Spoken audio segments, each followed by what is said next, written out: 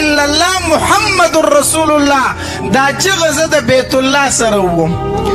نبی علیہ الصلوۃ والسلام ورته فرمایل وی ابو بکر ما ته اجازت نشته، ما ته اجازت د الله د طرف نه ما ته دا اجازت نشته. وینه د الله پاک پیغمبره زه خو به دا کلمه وامه، زه خو به د توحید اواز د بیت الله شریف سره کومه، نه کلاریدم. نبی علیہ السلام وی چې خامخا نه کلاریږي، زمونږ در سره ملګري یو چې لاړ شو. نبی علیہ السلام د خپل ملګرو سره او د ابوبکر رضی الله تعالی عنہ سره ورغی.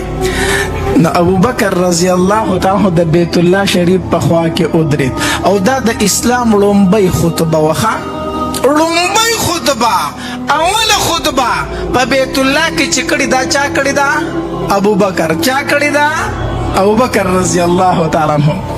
ابوبکر رضی الله تعالی عنہ د خانه کعبه سره ودرېدو او بیان شروع کو وی اشهد ان لا اله الا الله واشهد ان محمدا عبده ورسوله.